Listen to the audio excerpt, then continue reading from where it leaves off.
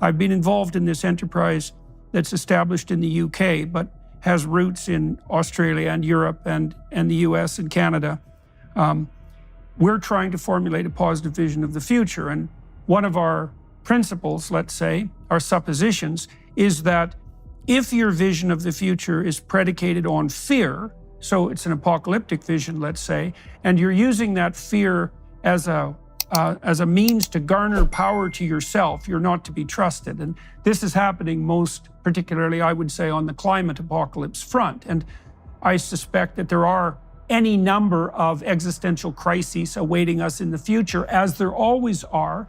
But my sense is that if you use any given crisis as the means of instilling a demoralizing fear, and the consequence of that is that you're gathering power to yourself, you're not to be trusted as an advocate of the people, and that you should be putting forward a positive vision. And we're trying to differentiate that and delineate it. And we would like to see cheap energy. We would like to see a multidimensional approach to environmental maintenance. We would like to see, a reestablished commitment to the fundamentals of the minimal necessary family. We're not very fond of corporate gigantism, but most importantly, I would say, of all those things, is that we believe that we can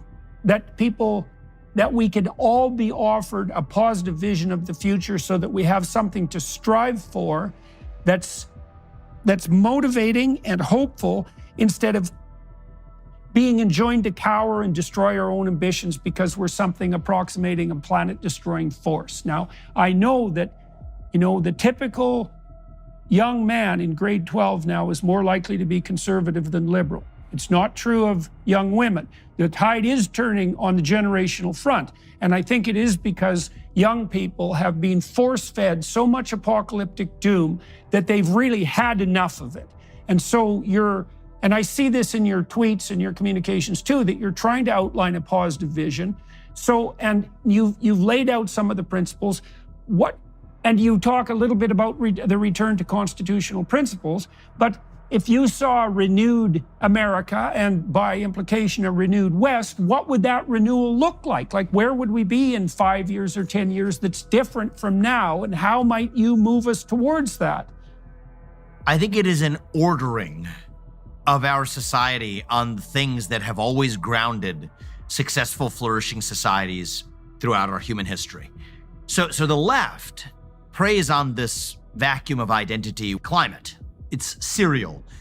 Now, I think that what I see right now is a lacking in a conservative movement that becomes too,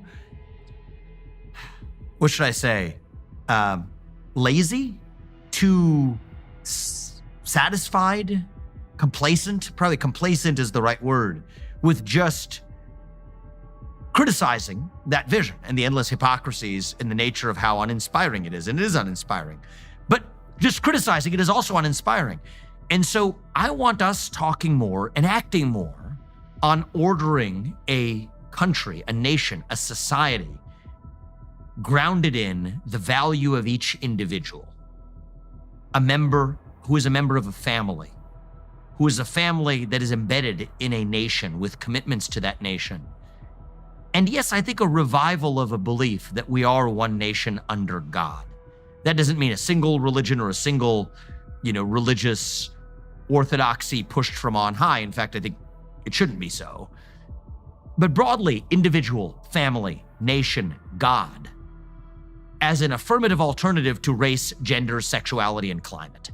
And I think that vision is not only more innately inspiring to young people, to all people, it is grounded in truth, right? We have distinct sources of our identity that we as lost human beings who wander in that wilderness, biblically wander in that desert, we need something to ground us. And I think that reviving the value of the individual through hard work, and the creation of what you create through hard work, and the ability to be proud of that,